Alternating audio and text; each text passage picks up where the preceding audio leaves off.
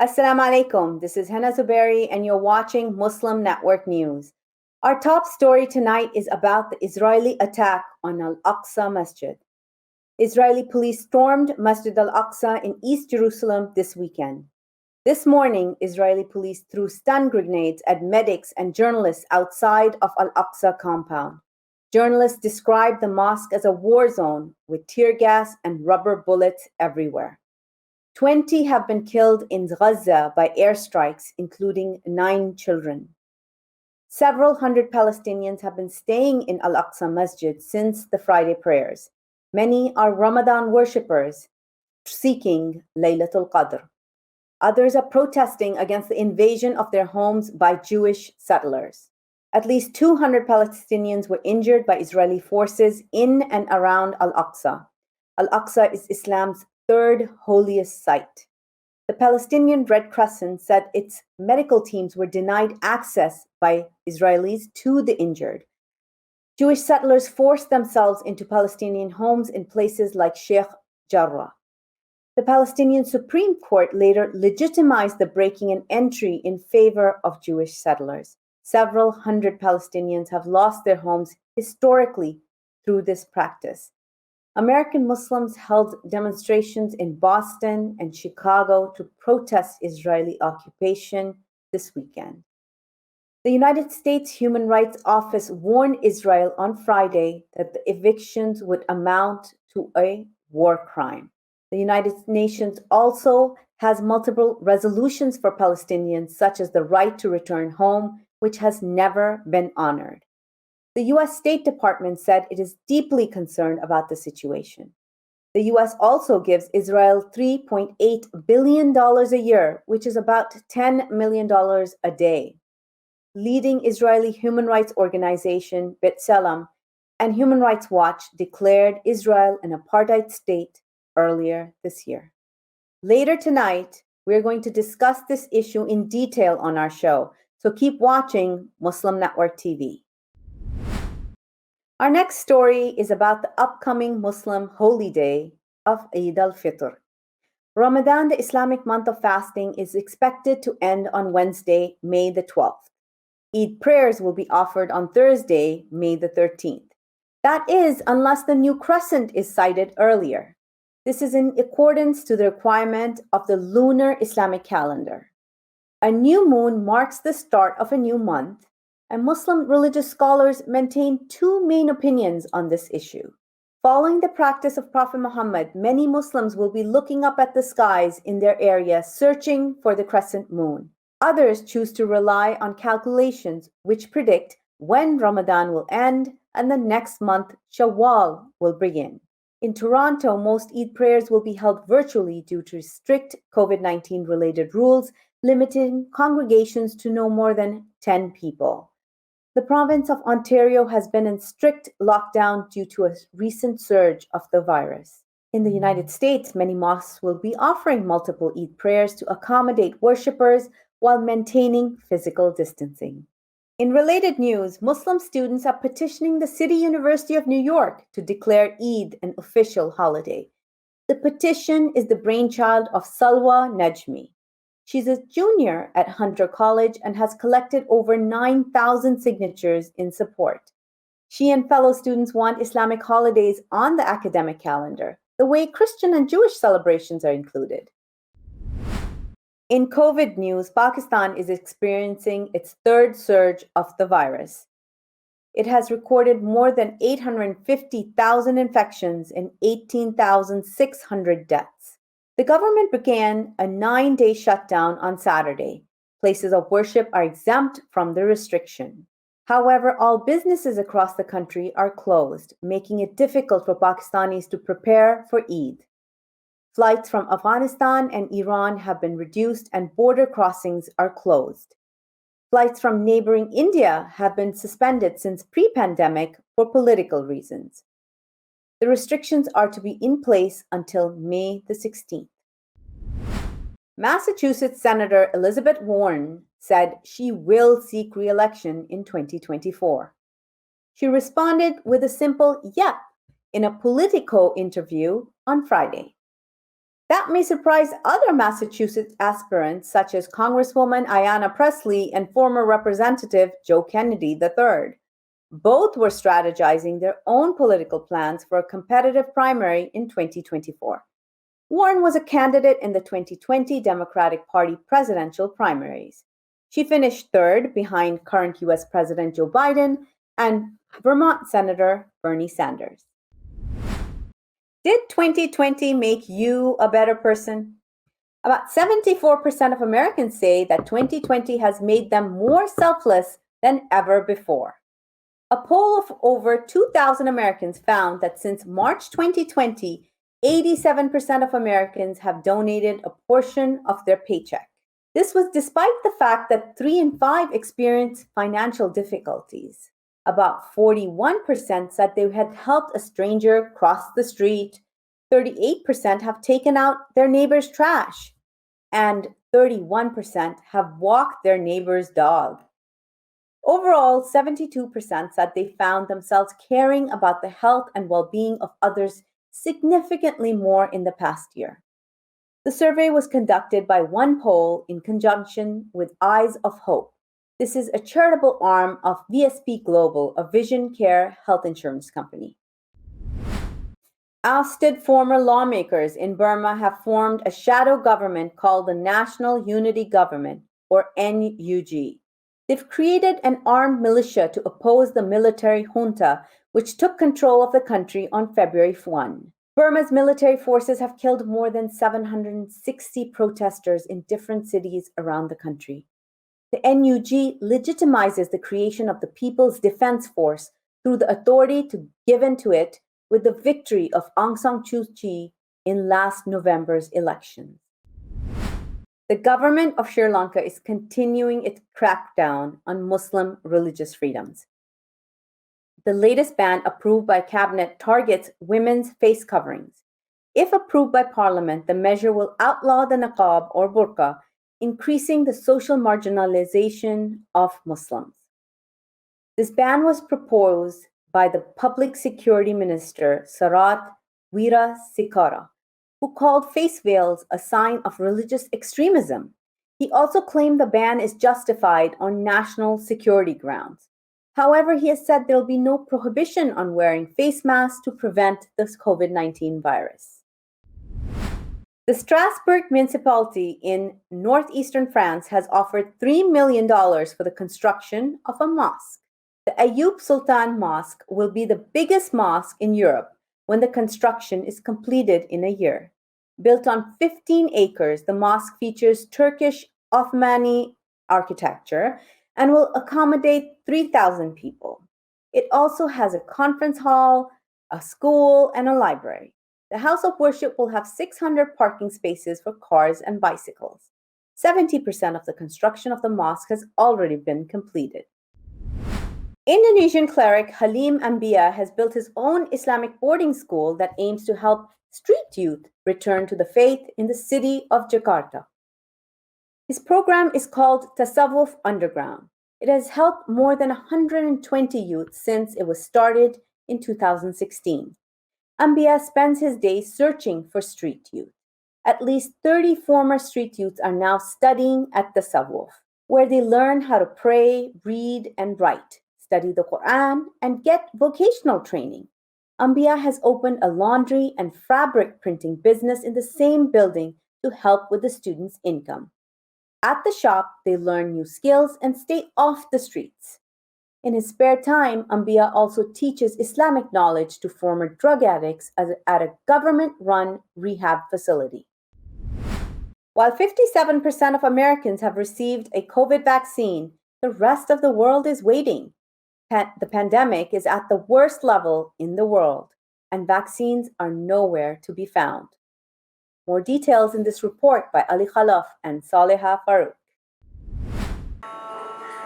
We cannot be safe until the whole world is safe. That is the reason the world is asking America to expedite vaccines for its patients. The world needs around 11 billion doses of the coronavirus vaccine to immunize 70% of the world's population. So far, vaccines have overwhelmingly gone to richer nations. Wherever the vaccine is administered, infection rates are dropping. However, the infections are still rising across 36 nations. India's daily cases are skyrocketing at nearly 400,000 cases a day. 100 countries have asked the World Trade Organization to lift COVID-related intellectual property rights. President Biden has declared his support, and as expected, Big Pharma are opposing the idea. Some scientists are also skeptical because of the logistics of mass production of these vaccines. This is leaving an open field for China to peddle its vaccines, which are about 20% less effective. So, when is Eid? Well, that's an interesting question, and there's a lot of mystery to it. Let's go to Ali Khalaf and Saleha Farouk to solve this mystery for us. The holy month of Ramadan is almost over. 1.8 billion Muslims will celebrate Eid with prayers and parties. A socially distanced Eid, that is. Eid comes with the sighting of the crescent moon. The Islamic calendar, called Hijra, is tied with the lunar cycle instead of the solar one. The sighting of the new crescent marks the beginning of a new month. Muslims of all ages, including children, enjoy searching the horizon for the crescent moon. As soon as someone spots it, they tell others around them, and pretty soon everyone is pointing at it. At this point, mosques declare that Ramadan is over after hearing witnesses of the moon sighting. Mosques also verify, using astronomical means, that the crescent moon has developed. Once the crescent is sighted, Eid is celebrated the next day. Although some declare Eid simply based on astronomy, most other people love the romantic mystery of the old-fashioned methods of spotting the crescent in the sky. Looking for the moon has given some Islamophobes, however, with incorrect information about Muslims. For example, they say that Muslims worship the moon. However, this is not correct. Muslims worship one God who is responsible for creating us all, along with the moon, the sun, including trillions of other stars. Have you ever looked for a crescent or a star for that matter? Try once. Eid Mubarak, everyone. Coming up next after the break is our in-depth analysis segment. So stay tuned and we'll be right back after these messages.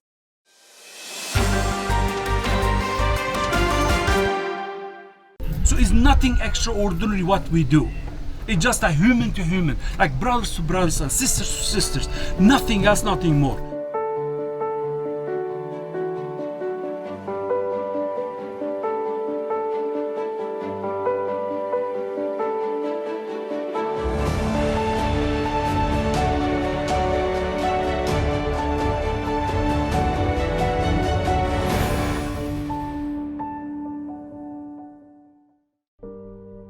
Assalamu alaikum. This is Imam Abdul Malik Mujahid. Walking up and down the world's largest refugee camps, I met Sister Fatima. Well, I'm calling her a sister. She was just a teenage girl, my granddaughter's age. Her parents were slaughtered by the Burmese military, and she was dragged by the Burmese soldiers to their hut, and all night long she was violated.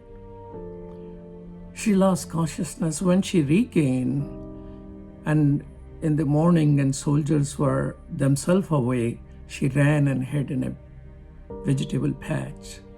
Some people saw her, gave her clothes, and took her 4-day-long walk to Bangladesh.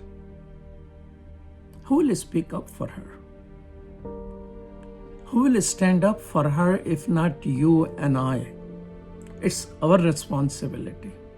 It's our duty, brothers and sisters in humanity. And that's why I like you to support Burma Task Force.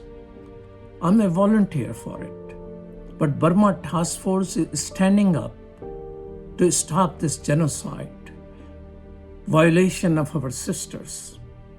You and I are free, they are not. Please stand up, work with Burma Task Force, and donate today to Burma Task Force. Together, we can do it. Assalamu alaikum.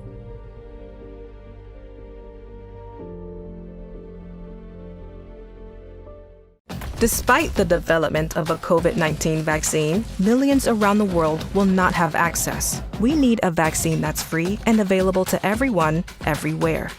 It's time for a people's vaccine.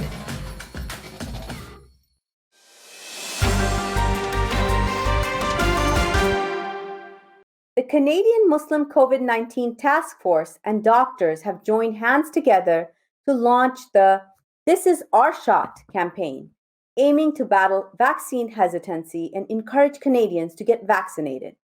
How is this campaign serving Canadian Muslim communities? And to know more about this, let's go to Saliha Farouk. Over to you, Saliha. Much appreciated, Hena. Today, we're quite happy to be joined by Yasmin Rizvi, who is a volunteer coordinator and a medical student working with the Canadian Muslim COVID-19 Task Force. Yasmin, thank you so much for your time and for being here with us today. Thank you so much for joining. Thank you so much for having me join you. It's our pleasure. So the Canadian Muslim COVID-19 Task Force, as you know, has quickly become a go-to resource, a community resource and information center for advice. If you could tell us a little bit about the organization, perhaps how it came together, how you came to volunteer with them, and what do you think was the catalyst behind this task force coming together?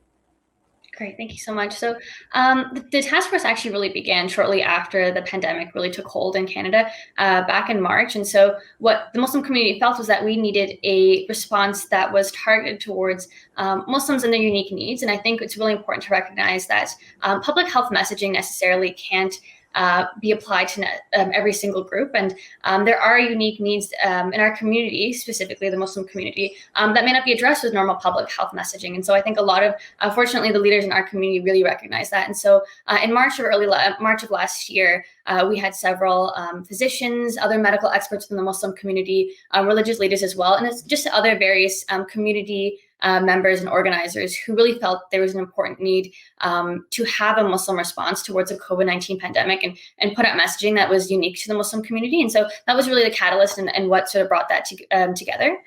So my medical journey, and it kind of started around that same time. That's when I was near the time where I was accepted to medical school. And so I actually just became involved with the COVID-19 Muslim COVID Task Force just in December. And I've been involved, especially with the most recent third wave, especially with the push towards vaccination and the movement that we've been having right now. So that's where my involvement has really taken a hold. And especially now as we are hoping to increase vaccination amongst Muslims throughout this next third wave, and as vaccines are ramping up in Canada, really just hoping to combat any vaccine hesitancy that we have in the Muslim community. And so I've been working and coordinating with the This Is Our Shot movement in collaboration with several other community-based task forces. Wonderful. Yeah, I noticed you had the This Is Our Shot t-shirt, and you're really representing that right now.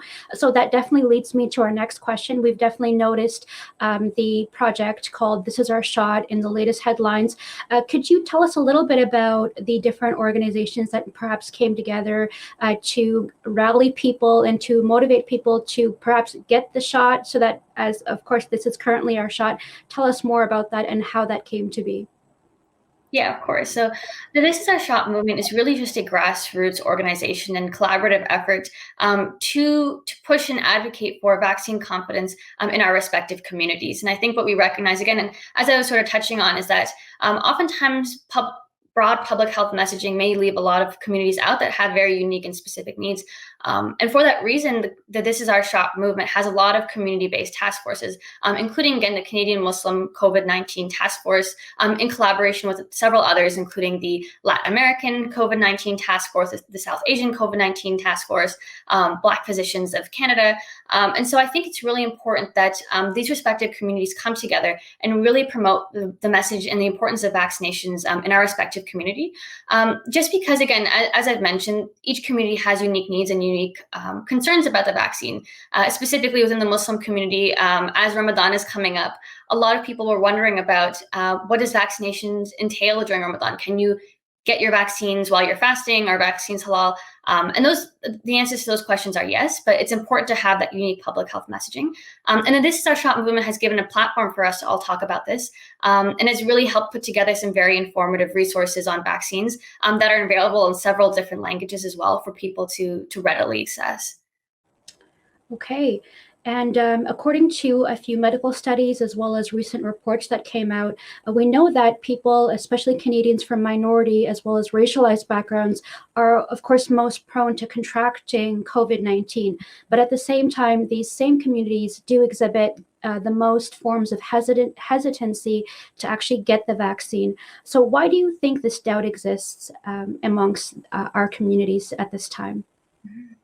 No, I think that's a really great question. I think I think it comes down to trust and maybe previous experiences that people may have in the medical system, and beyond that. I think with the Muslim community, especially, a lot of them are also racialized and visible minorities who may have had various experiences within the healthcare system and the broader society at large that may potentially make people feel hesitant or maybe even less confident about the effectiveness of vaccines and how helpful they'll be to them. And so I think it's important to recognize that. And I think that's where these community-based task forces really come in, and that it's members of your own community who ideally have your best interests at heart that are promoting these messages of vaccination.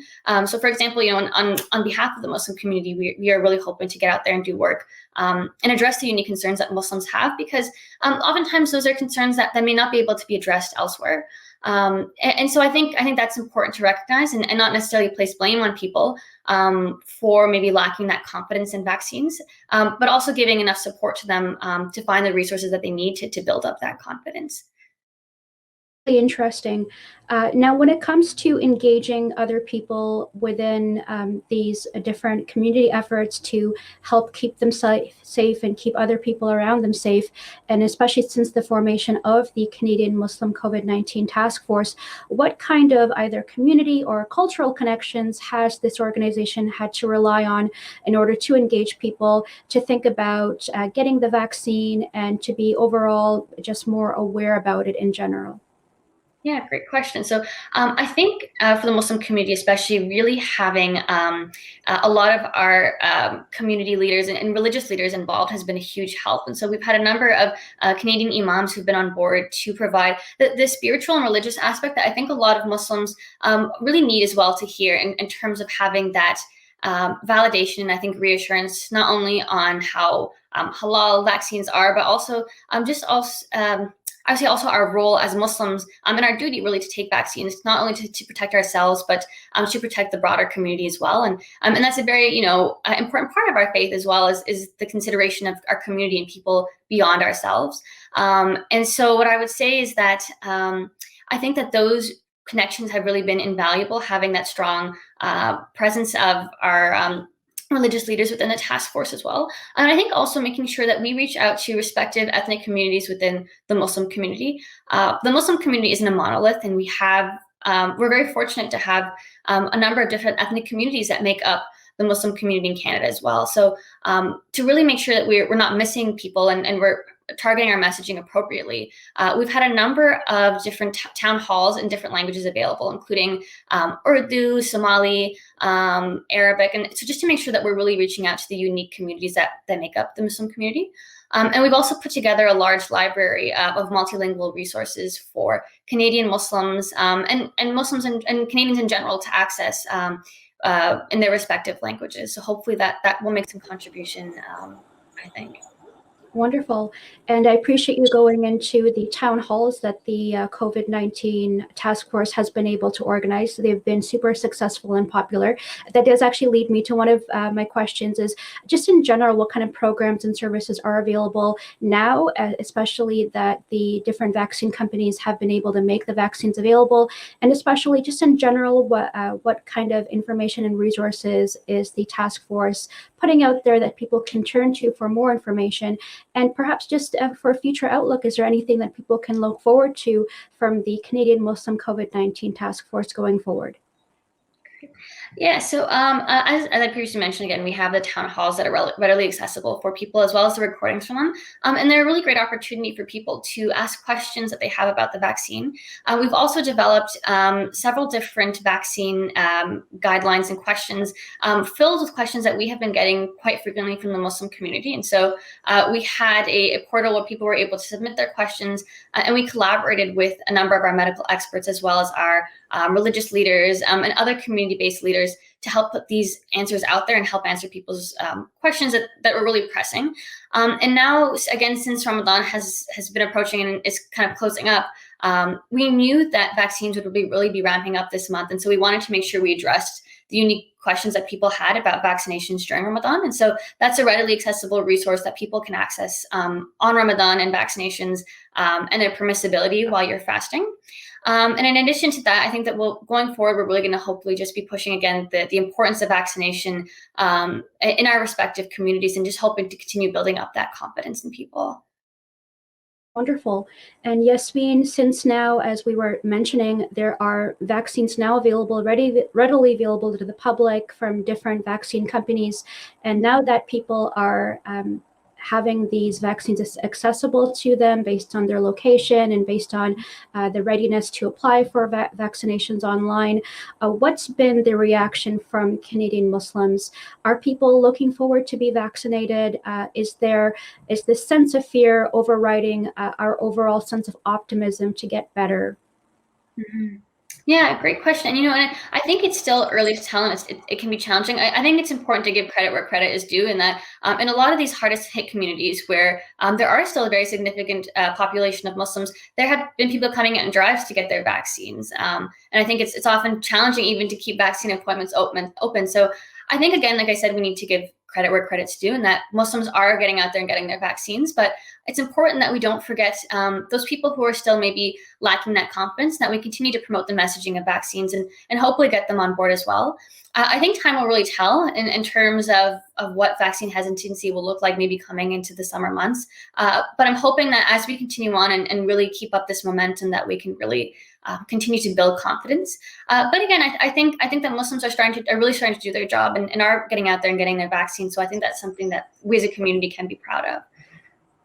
Okay, wonderful.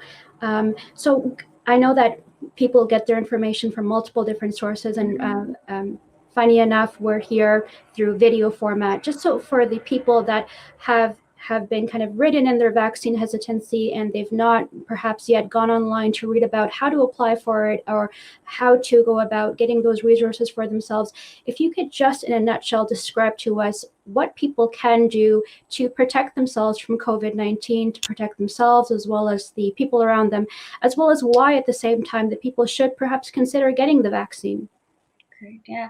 No, great question. And I think just really the important messaging is following the public health guidelines in your respective area. I know it can be both exciting but challenging right now as vaccines are ramping up and we're hoping for better days. But we are very much still in the midst of our third wave, especially here in Ontario where we're located.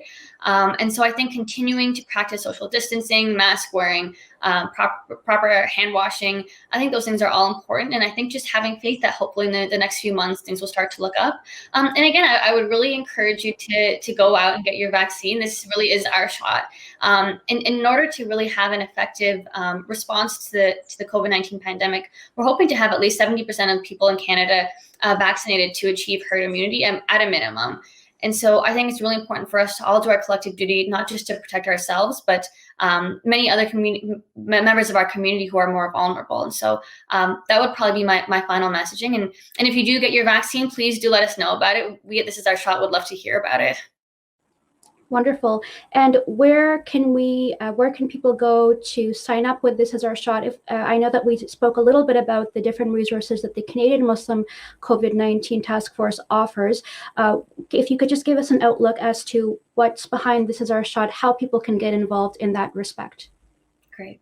Yeah, and so if you want to, we would love to have you get involved in the This Is Our Shot movement. So if you go onto our website at thisisourshot.ca, you can have some different resources available to you there as well. Once you get your vaccine, we'd love to hear about it. So please do take a picture, upload it to your social media, and tag This Is Our Shot Canada, which is available on all social media platforms. And if you're interested as well and want to really get involved into the movement, we're selling these shirts where all the funds are going to be given towards the Kids Help Loan, which has really been instrumental, I think, in the COVID-19 response and helping to ensure the well-being of our children during this time. And so I think that's really an important aspect to think about. Okay, wonderful. Yasmin Rizvi, thank you so much for being here with us today. I do appreciate your time and wonderful to speak with you today. Great. Thank you so much. Thanks for having me. Our pleasure. All right. Thank you so much for tuning in, and back to Hena Zuberi in the newsroom. Thank you, Saleha. Before moving on to our next analysis, let's take a quick break. We'll be right back after these messages.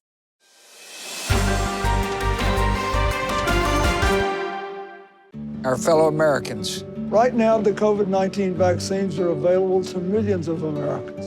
And soon, they will be available to everyone. The science is clear. These vaccines will protect you and those you love from this dangerous and deadly disease. They could save your life. So we urge you to get vaccinated when it's available to you. That's the first step to ending the pandemic and moving our country forward.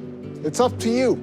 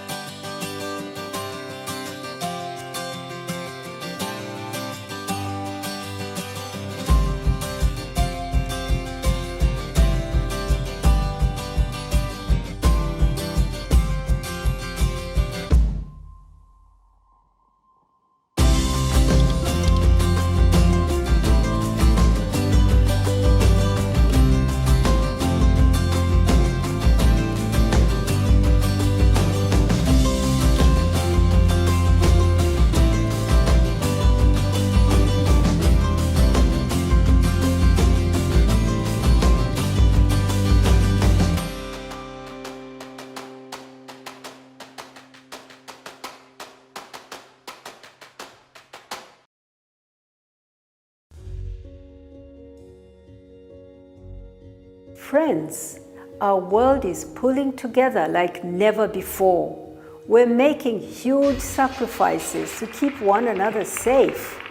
Scientists are working non-stop to develop COVID-19 vaccines and treatments.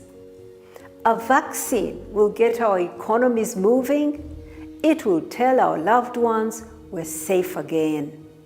But we have challenges we must address. Right now, huge pharmaceutical companies are keeping the vaccine research a secret.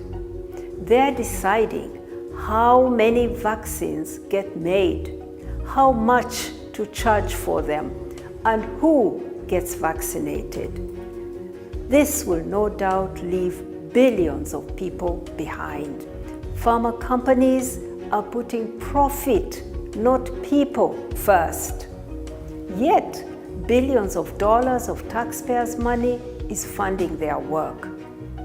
We cannot let the CEOs of a handful of pharmaceutical companies decide our future. We need a vaccine that everyone can have free of charge, no matter where you live or whether you're rich or you're poor. We need companies to share all their research so we can make enough safe vaccines for everyone. We need a vaccine owned by all of us. To end this COVID-19 pandemic, we need to pull together once more.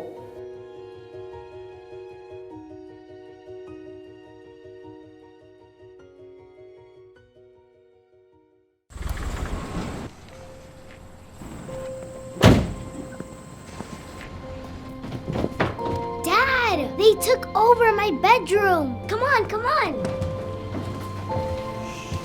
Okay, Dad. 1, 2, 3.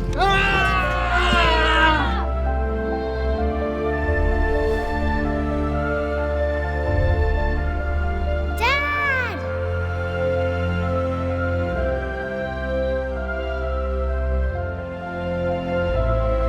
You saved me.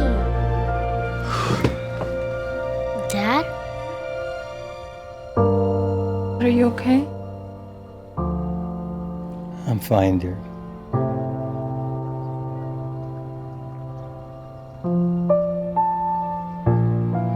Your hero needs you now, and AARP is here to help.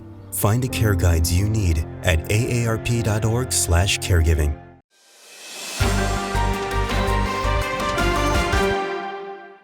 Earlier in our show tonight, we shared the story of the latest Israeli attack on Palestinians, as evictions in Jerusalem become the focus of the Israeli-Palestine conflict. To discuss this in detail, let's go to Dr. Amina Al-Din. Over to you, Dr. Amina. Thank you, Hena Zuberi. Today we have with us Joyce Castle, who's a long-time volunteer with the American Friends Service in Chicago. And she has worked with the World Council of Churches, knows Jerusalem, and knows a lot about the Palestine and Israel conflict, which is going on right now as we speak. So I'm going to start off first thanking you, Joyce, for joining us today, and then ask you about the lay of the land. What's on TV is people being evicted, but I don't know that people know Muslims live in Jerusalem. So tell us something. Okay. Well, thank you for inviting me to be part of this. I was living in East Jerusalem in 2019 in the fall, and I was very much part of the Palestinian community. I was there to document abuses by either Israelis or Palestinians, and I spent much of my time in Sheikh Jarrah, and I was in Sawan at least once or twice a week, and also in Sheikh Jarrah. So as I think about today, my heart is saddened that what is going on there with the evictions. So what do we mean by evictions? These people are long-term residents. They own their homes. Why are they being evicted, and what's going on? Is this a part of a peace treaty that Israel can do this? Well, I don't know if people know that in 1948, many of these families moved from Haifa and Jaffa, and they moved to Jerusalem for safety for their families. And in 1952, the UN and Jordan made an agreement to build homes for 28 families from Jaffa.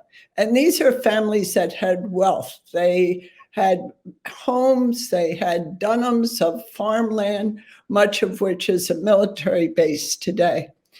And the deal was, and they built them homes, and in 1956, they got keys to these homes. And if they agreed to live in these homes for 3 years, they would get a lease for these houses. So this was quite a promise. They were all in cramped up little homes.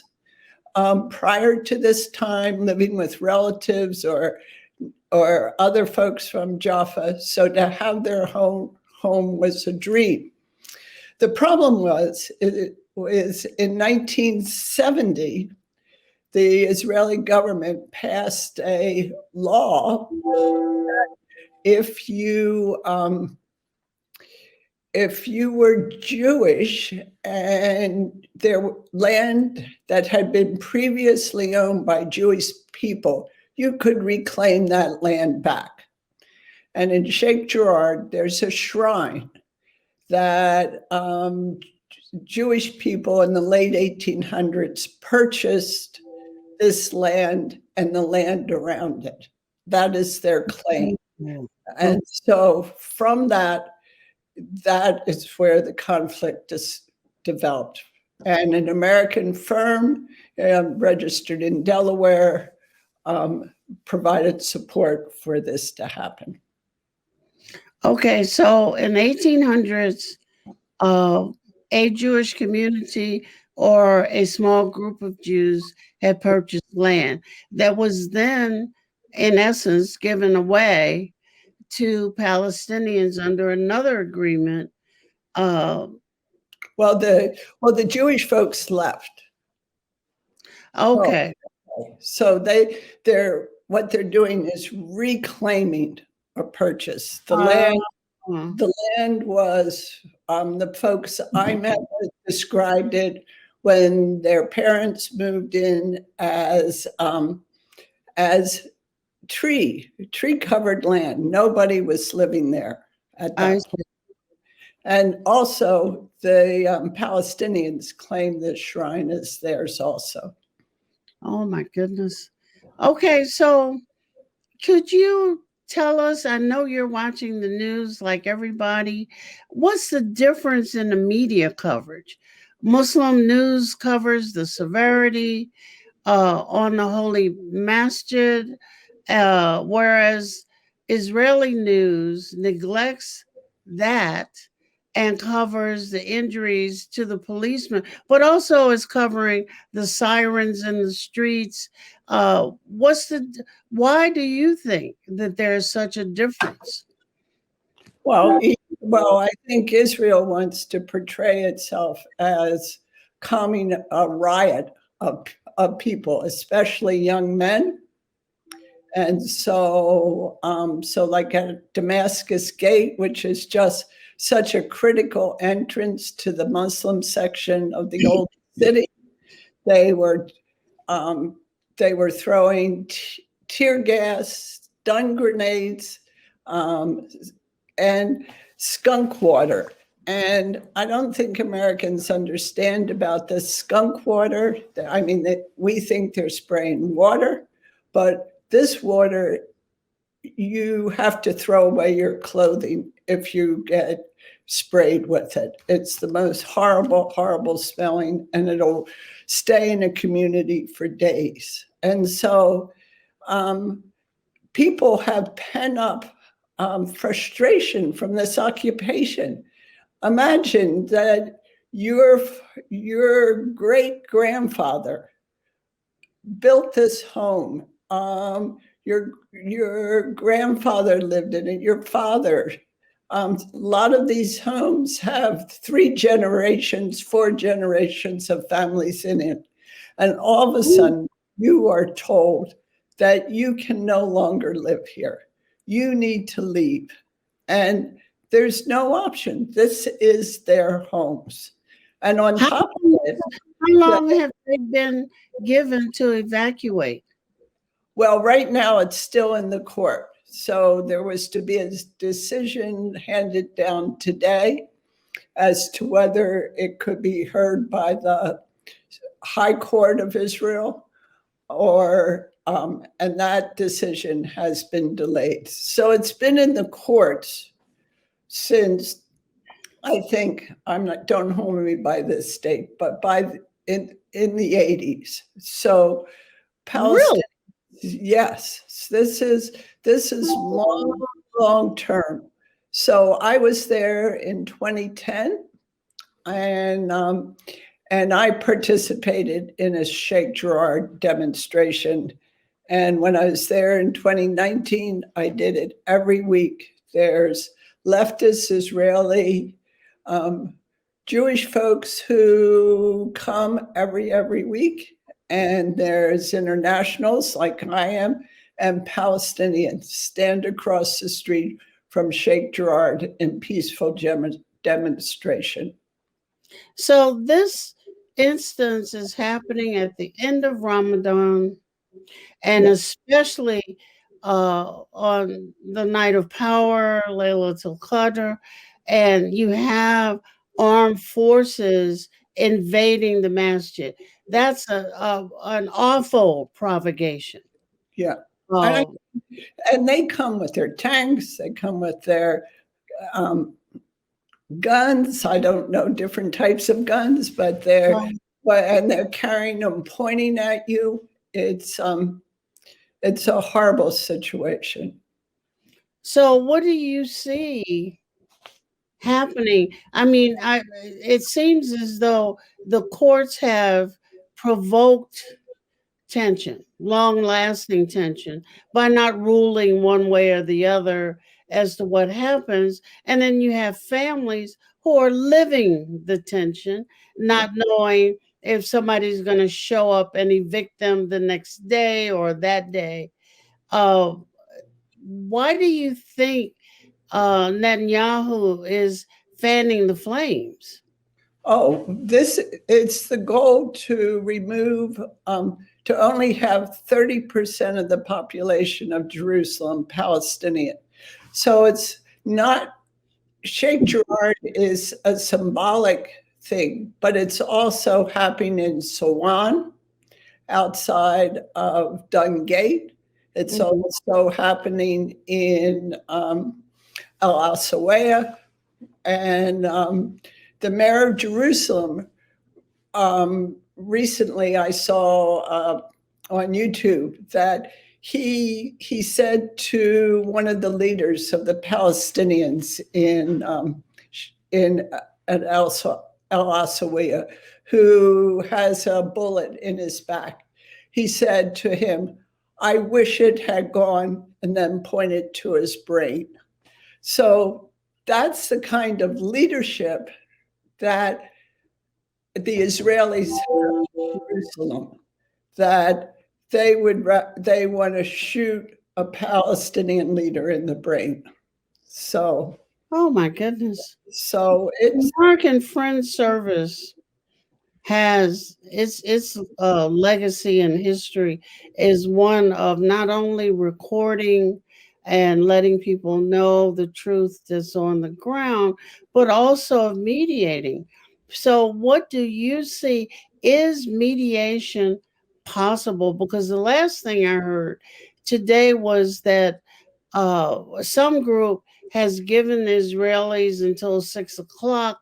I think that might have passed by now, to pull back from the masjid.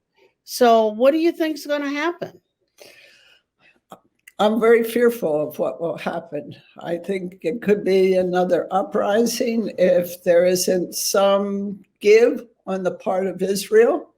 I think this court decision will be critical because Israel's goal is to encircle the old city with Jewish parks and Jewish residents. And the Palestinians are saying no to that. And I do think the US has a role in this. It's because we give them $3.9 billion a year to support this kind of weaponry that they're using. So we give them the weapons and then billions of dollars to deploy them. Yeah. But I think, the group I was with, the internationals, have a big role. Now, we're not there now because of COVID, but there are folks there who are standing with the Palestinians. And at one point, when they evicted a group in 2008, they lived with them on the tents for 5 months when the settlers moved into their homes. And then, it was cold, it was winter in Jerusalem, that's really miserable. And so they finally left. But there's people standing with them. I think and international media has caught this up. So no longer can the UK and the US and Germany and all those countries, European countries, stand aside and say, hey, this is okay. You have I want to the line. I want to thank you very much for giving us an kind of an inside point of view, and we're going to continue to follow this story. Sure. And I have to say thank you again, and back to you, Hena Zuberi. Thank you, Dr. Amina and Joyce. That's all from our Washington studios tonight. Keep watching Muslim Network News, and for more, visit our website, muslimnetwork.tv. Assalamu alaikum and good night.